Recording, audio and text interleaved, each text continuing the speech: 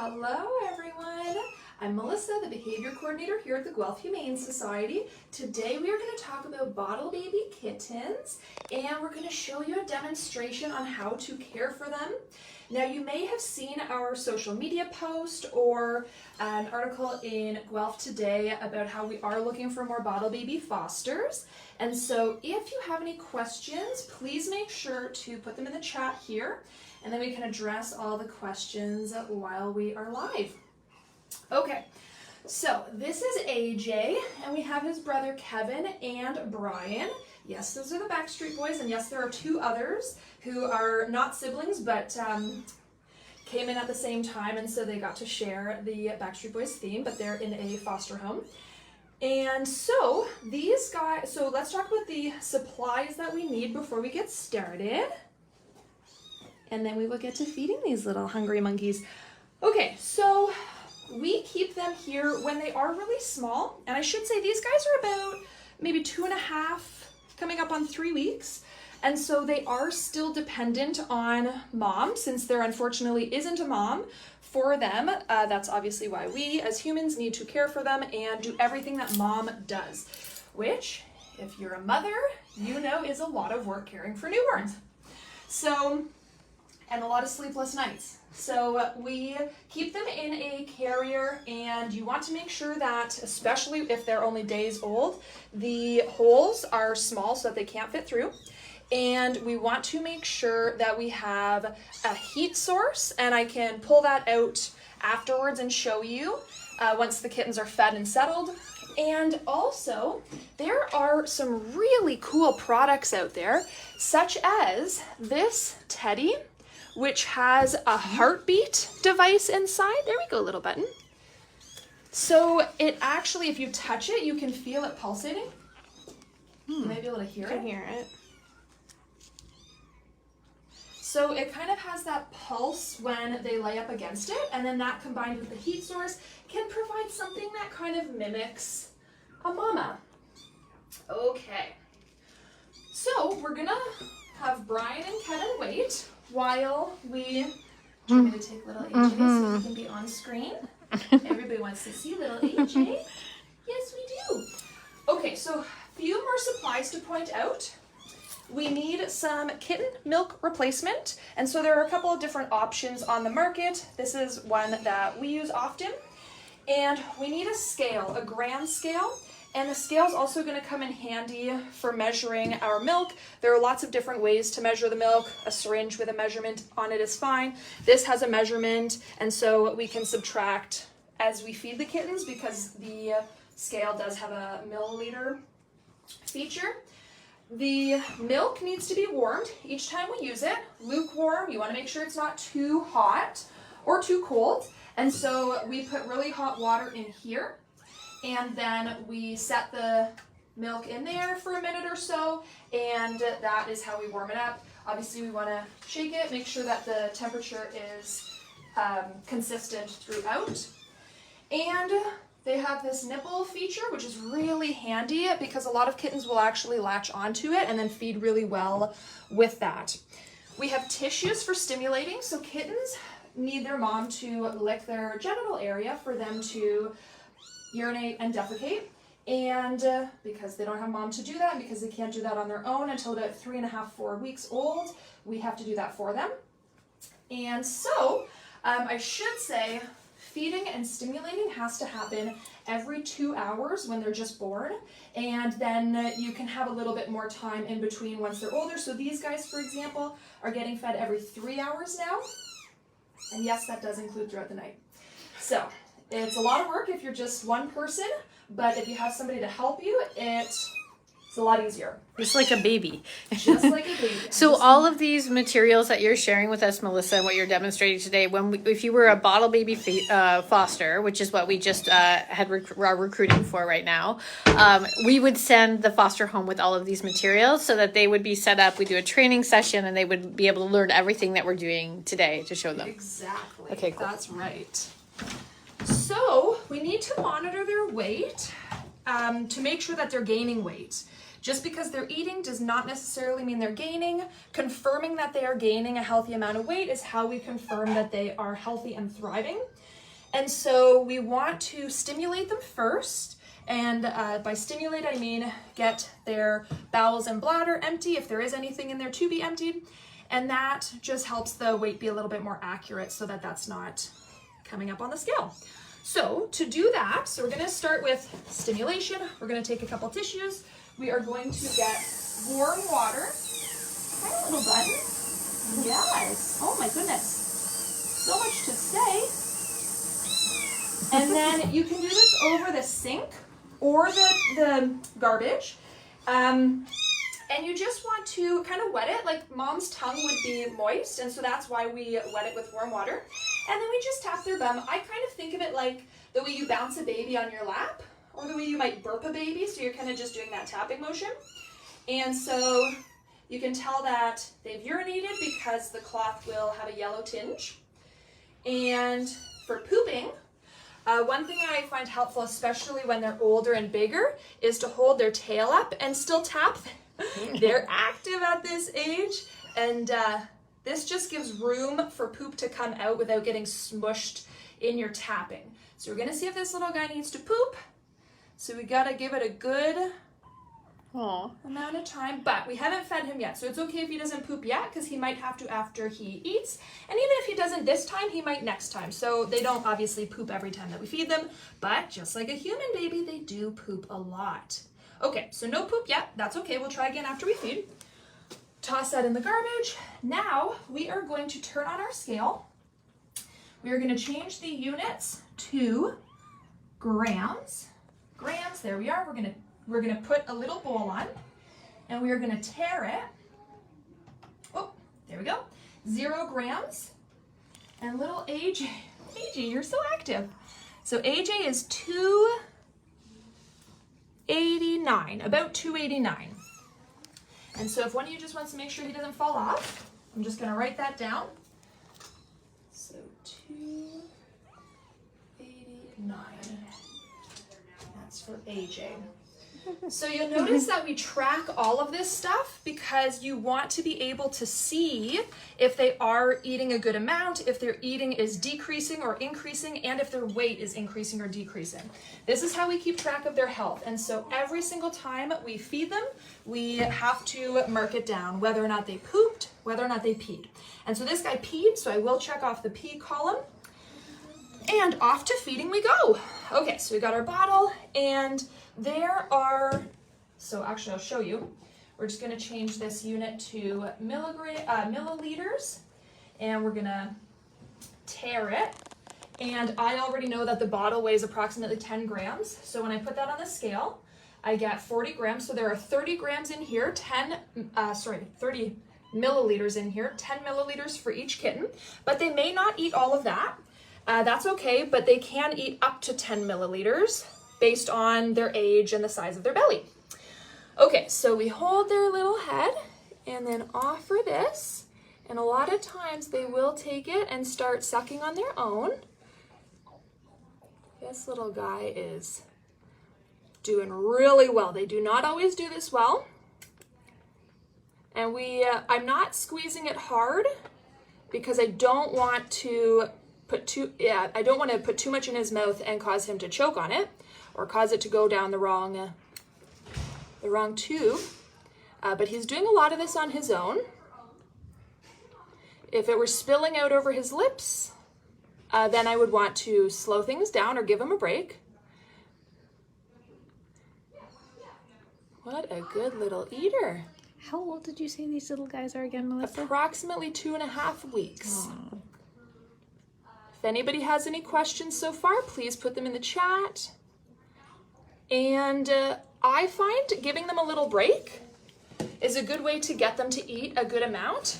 And they get so messy so easy, so we want to make sure to keep them clean. And then as they get closer to 3.5, 4 weeks, they are going to start peeing and pooping on their own, which means that you may find messes in their carrier. And you want to make sure to keep them clean, wipe it up, and Yeah, that is gonna happen as they... And what age do they start using a litter box? Like when from this age, if they start going on their own, when do you want to introduce that? About the 3.5, 4 week mark, you can introduce it, and usually you want it to be really shallow. So what we will do is take the cardboard box that canned food goes in, for example, and since you've got lots of wet kitten food, probably you'll have that little cardboard box, and that makes for a really nice litter box for wee little kittens. So I will usually give a break, we'll do some pets, often they'll start purring. Can you hear? I'll be quiet, you can hear.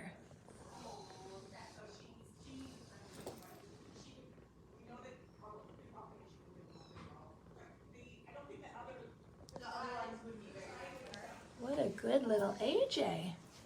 All right, I will say as well, I was talking to our care team. This formula is quite expensive. If people are looking to help, if they can't volunteer, we are looking for donations of the kitten and the baby cat milk formula. You can find this online as well if people are looking to help out as well, right? We have lots of kittens right now in care, so. Oh, there we go. My goodness. So they won't always take it this well, and we might see that with the others. And so if they're not taking it really well, we want to give breaks and then try to encourage it again, and just kind of holding their head like this without, overly forcing it. If they are really, really fussy, take another break. But at the same time, we do need to get them to eat. And so sometimes kittens will be more fussy than others, and we still need to encourage them to eat. So let me see how much this guy has eaten so far. So we were at 40 milliliters. Oh, and now we're at 31. So because he's supposed to eat 10 milliliters, I'm going to call that a success. And if you just want to make sure he doesn't fall off, and I'm going to write down that he had 9 milliliters. Check off that he peed. Write down the time, which I think is 12:30. 12:35. Excellent. He's purring again. And since he just ate, we are going to try to stimulate again because he may need to pee some more or have a poop. I do find sometimes it can take a minute of kind of tapping their genitals before they poop. And so you don't want to give up right away. You really want to give them a fair chance to go. So I'm going to do it over the sink. So we do tap, tap, tap. Just a little bouncing on the knee. Oh, you're so good. Oh, I felt a burp. And I'm going to come back here to lift his tail to see if we can get a poop.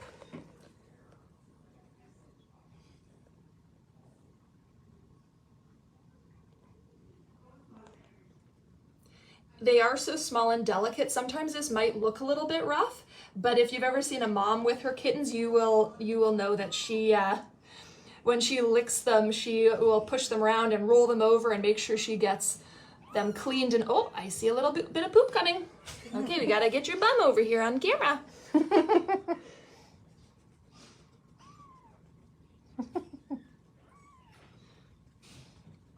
So sometimes tapping on the bum will get it coming out, and then I usually like to move down so that the poop has space to come out. So you can kind of see some wants to start coming out. You see it's taking a lot of work though. You're doing a good job, little monkey. Yes, you are. I see you need to poop. It's interesting, it's the color of the formula. Yes. That is the way she goes. Are you gonna have a poop for us? So you can see we've already been here for quite a bit of time, and we're just on one kitten. And there are a few kittens. We've got 3 kittens in total. So it does take time. Hi, little button. Do we need a break? You have a poop that doesn't want to come out yet? I'm just gonna get a fresh tissue. We're gonna try that one more time, and if it doesn't come out, then we will try next time. So how concerned, if you were doing this, how concerned should you be if we're not able to get them to stimulate and go right now? Like when is it urgent? He actually had a poop only a few hours ago, so that's not a big deal. And so if they're going a day without pooping, we're probably going to want to get in touch and just make sure the animal care team is aware so they can provide some guidance if needed. And then they can kind of direct as appropriate. So I have a question from Pat. She's just asking, will they only pee and poo with stimulation, not on their own? Correct. Until they're about 3.5, 4 weeks. 3.5 weeks old. You're a little roly-poly. You're a little roly-poly. If anybody else has questions, please feel free to post them in the chat. Look at you. And for anybody who's socializing kittens, this is how you can get a cat happy and comfortable with belly rubs as an adult. But if you aren't doing this as a kitten, your adult cat will probably not appreciate it as an adult. But he just rolls over for those little belly tickles. Aww. Also something I wanted to make sure to note, never feed kittens in this position. I know it's cute to hold them this way, and it's actually great for socialization to hold them this way as long as they're comfortable and not fussing. But do not feed them this way because the milk will go into their lungs, cause aspiration, and that can actually be life-threatening. So we obviously don't want to put their lives at risk by doing that. So that's why we always want to feed them upright so that it goes right into their tummy. And that's why we also want to be careful about not forcing it in too fast and risking it again going into their lungs. Okay, so this little guy doesn't seem like he's gonna poop. That's okay, we will try again next time. So let's move on to our next little kitty. This little guy is just, the sweetest little goose. And they're already starting to clean themselves. Oh, aren't cats amazing? 2.5 weeks old and he's already cleaning himself. Look at him go. We want to make sure that they stay dry too. So for example, if they do get poop on themselves, a little rinse to get it off, but then trying to dry them as best as possible with a nice warm cozy cloth. Okay, so that is AJ. He's had his 9 milliliters. Now let's get little Kevin. Yes, oh my heavens.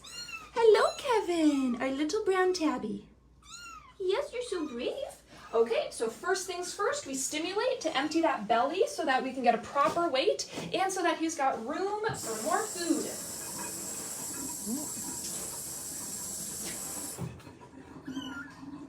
Yes. All right, come with me, little sir. Now, you wouldn't necessarily think that at this age these guys can move around a lot, but they do every now and again get a good gusto of movement, and so you want to be careful that they don't tumble off of your counter, which is why it's sometimes handy having an extra set of hands to make sure that they don't fall.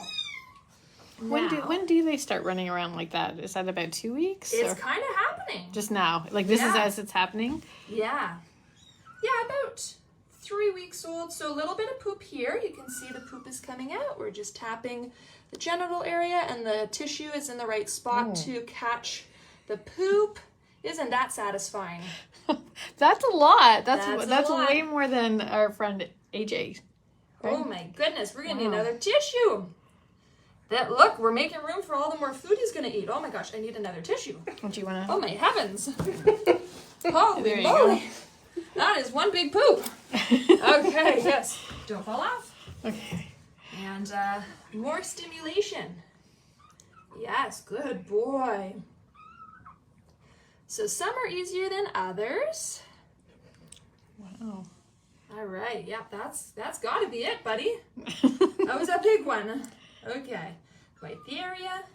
We want to keep this area dry too because we don't want it to get sore because there's a lot of, do we need more? There's a lot of, rubbing and dabbing that's going on, so we don't want it to get irritated. So do you take another clean wet cloth to clean that then, or is it just wiping it with a Kleenex is enough to keep it clean? Yes. Get a clean Kleenex and make sure it is clean. Okay, so let's get his weight. So this is Kevin, and we are going to turn this on and tear it. And we're gonna change the units to grams. Oh, there we go. All right, little buddy.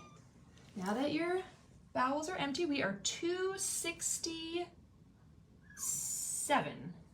267, so we're gonna write that down. That's Kevin. So I have a question online about up until what age should they remain in one room? So I know that you mentioned earlier when they're this size, they actually live in a little carrier, they're not running around the full room yet. How old would they be when you let them start to run around in a room? Probably within the next week, they could have a small space. So for example, setting up an X pen that doesn't have big holes that they can get through, obviously. Yeah, and then they'll start puttering around more and exploring the litter box. Okay, so we are at 31 milliliters. Let's see how Kevin feels about a little snack. All right. Kevin says, I am hungry. So you'll notice I'm supporting the head. Oh, look at him. He's going through the motions, but I'm supporting the head, but I'm not really having to force anything because he's doing really well. Good job, little buddy. Little break and some pets. Should we try that again? Let's try that again. Ooh, right in the hatchet.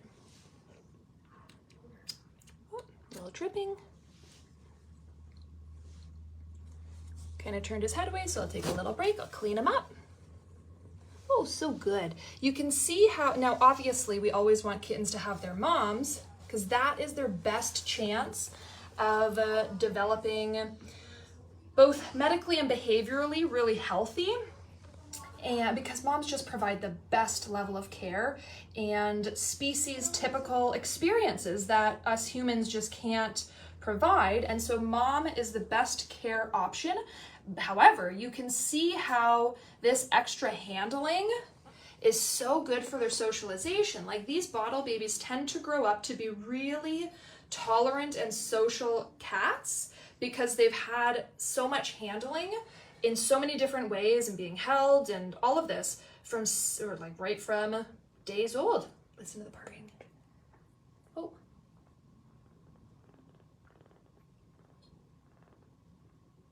What a good little Kevin. Okay, let's try a little bit more. All right, right in there we go. So sometimes they'll protest a little bit at first, but once they feel the nipple and get the milk coming out of it, they'll start to drink, turning his head away. So we'll do one more break. So another question online, how many kittens would usually go home with a foster parent? As bottle babies, as you can see, this is quite a time-consuming process, especially having to do this every 2 to 3 hours. And so we try to keep it small, so 2 or 3, sometimes there are singletons, but there have been as many as 5 for the really dedicated fosters who are willing and able to do that. But as you were mentioning, for those tuning in, it's every 2 hours. With these guys a little bigger, every 3 hours that they're being fed. That's day and night. So it's a pretty labor-intensive volunteer experience, but so meaningful and rewarding for these little guys. That is right.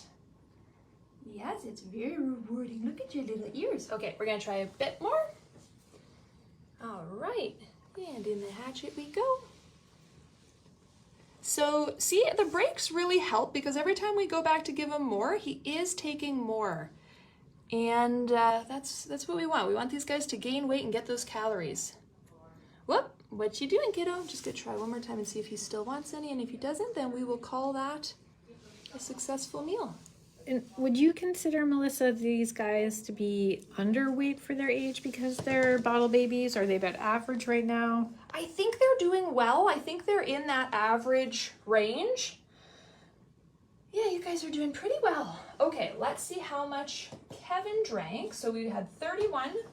Oh, 21. Wow. Good job, Kevin. Okay, I'm gonna... So that was a good 10.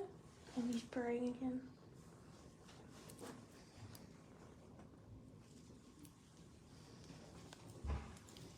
So for those of you just tuning in, we're doing bottle baby feeding here at the Humane Society with Melissa, our and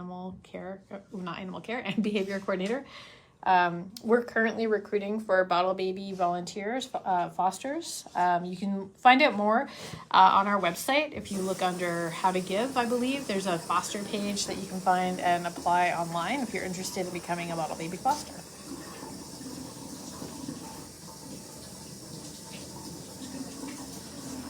So again, as you can see, this is taking a bit of time. We do have 3 kittens. Obviously, we're taking extra time kind of explaining and showing how absolutely adorable they are.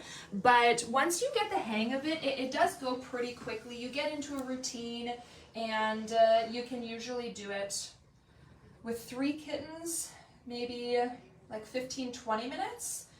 A little bit more if you're new to it. All right, and since we already had a really big poop, I'm not gonna worry about him pooping anymore, but just making sure his bladder is empty.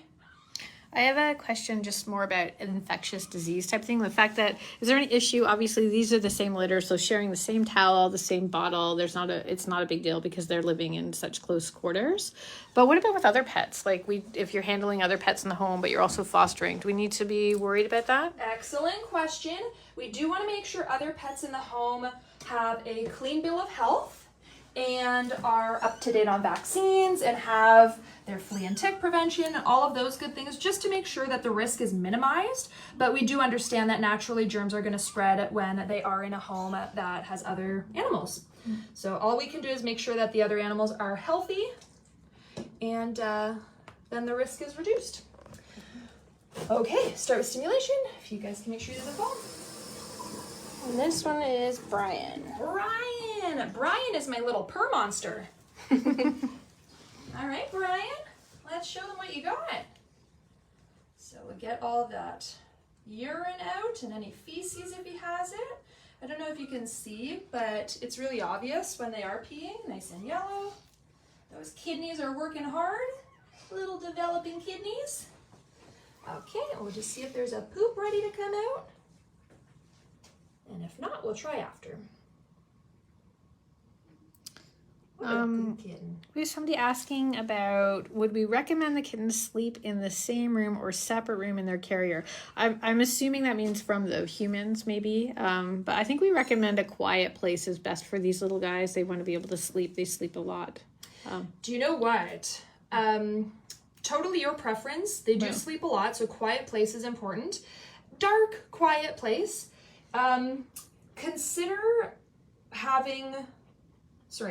Consider an area that even might be a little bit warmer. So for example, I took these little guys home last night, and I have an area in my home where I don't have the AC on, and so it's a little bit warmer. These guys can't regulate their body temperatures yet. This is why they cuddle. This is why they need a heat source, ideally mom, and their litter mates.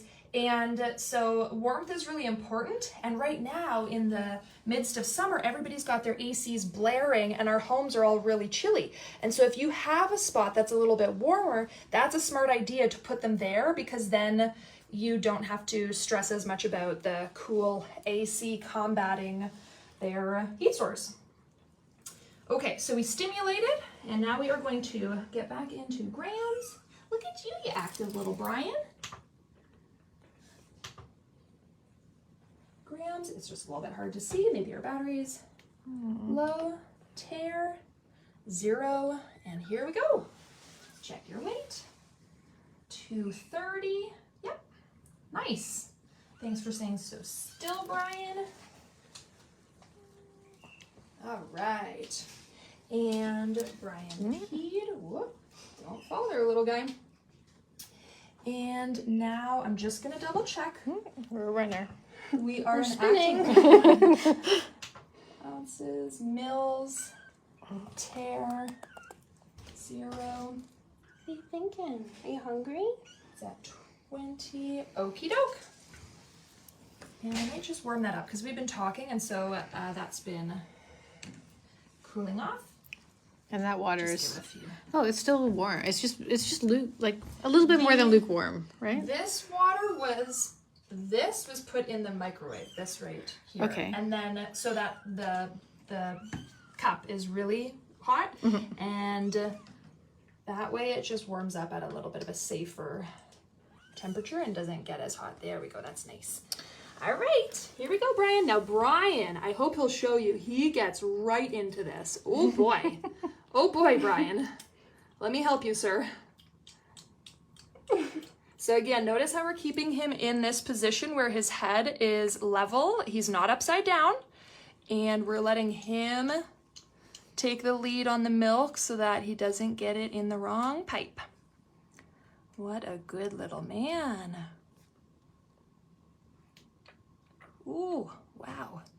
Yeah, that was a good drink. We can take a break. Oh, the purrs. Yes, he is the purr monster. His little ears, look at them.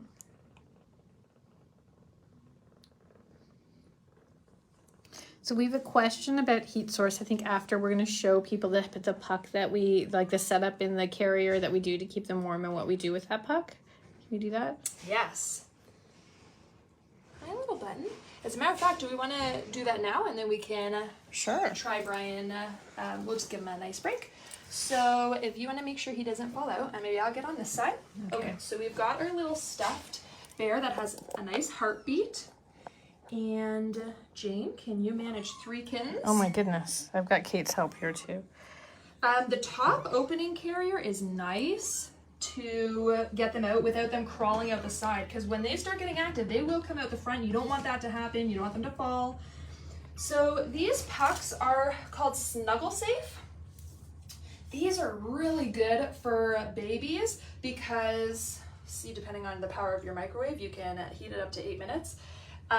They stay warm so long. I actually don't know what the numbers are in terms of how many hours it stays warm, but it is better than like the beans in the bag that you put in the microwave or even the hot water bottle. You could also use a heating pad, an electric heating pad, but you want to make sure of a couple things. Have some fabric barriers between the heat source and the kittens so that they don't get burnt. And then also place it so that the kittens can crawl or roll off of it if they're too hot. We don't want to ever place the kittens directly on the heat source because they can get burned, and we don't want to put the heat source over the entire bottom because then they have no escape from it, and then again there is risk of potential burning or overheating.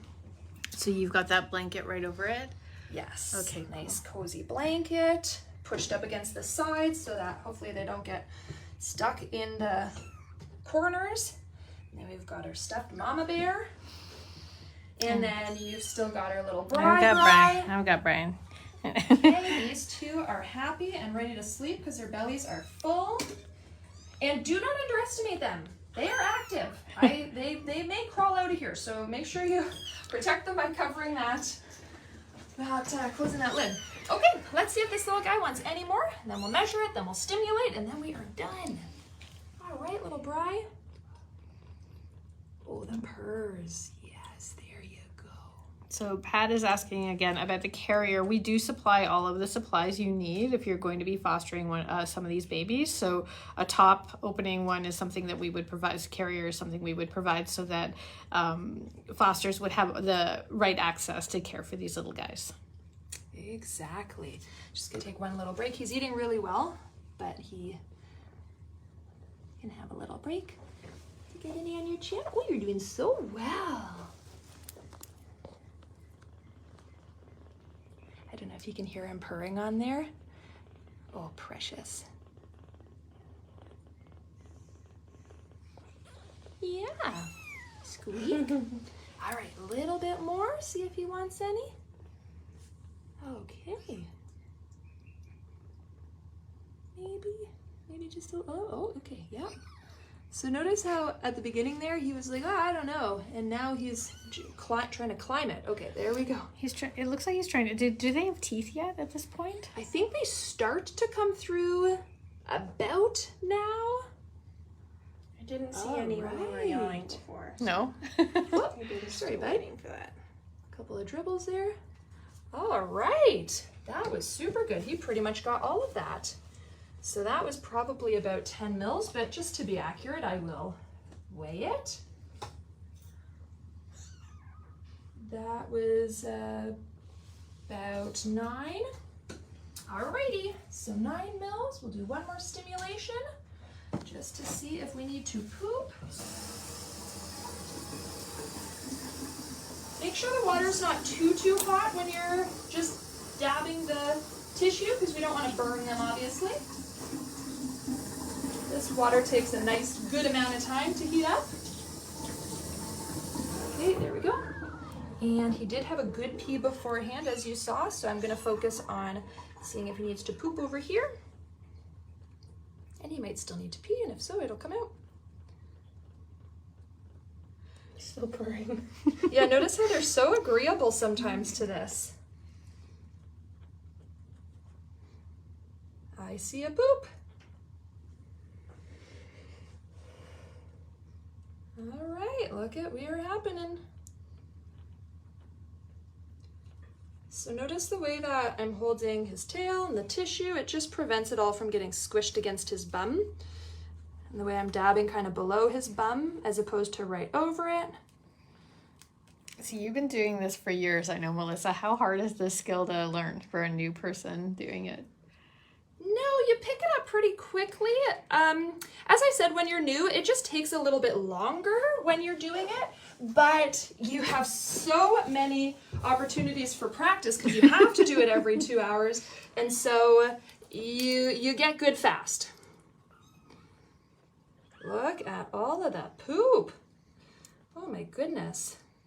And this is why it's important to, if they don't poop right away, like give it a minute, keep kind of trying, because look at all this that's coming out. So if I kind of gave up, this guy would be stuck for two to three more hours with all this. Holy moly. Now, this is a smidge soft and the quantity is quite a bit. And so one thing that is good to point out is if the quantity is a lot or it does seem like it is soft, reach out to us and let us know. You can even take a picture of it. It's not gross. We get images of poop all the time. And that way we can see it and we can say, okay, do we need to do something different with the food, like change the ratio? If, for example, they're having diarrhea because we don't want them to get dehydrated. All right, I'm just gonna try one more time to make sure he's empty. That was a big poop for a little man. Mm-hmm. Let's get your bum over here. You're being so good, buddy. And this is how they're gonna have a really good nap and sleep right up until the next feeding time, because their bowels are empty, their bladder is empty, and their tummy is full and happy. Okay. See a little bit more, but I think we're good. Yeah, I think we got the end. That was so good, sir. All right, little Brian. Are we ready for a good nap? Good 3-hour nap? Alrighty, let's put them back and let's peek in on them.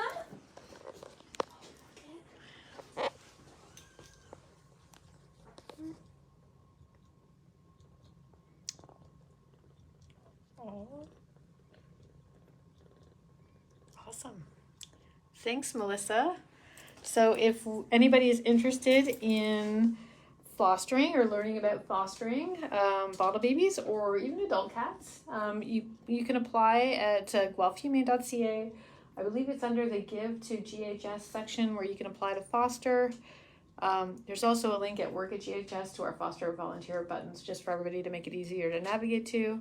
But thank you so much, Melissa, for showing us that. It was great and informative, and pretty soon, these guys in about 5 weeks will be ready for adoption, right? Yes, yes. Right.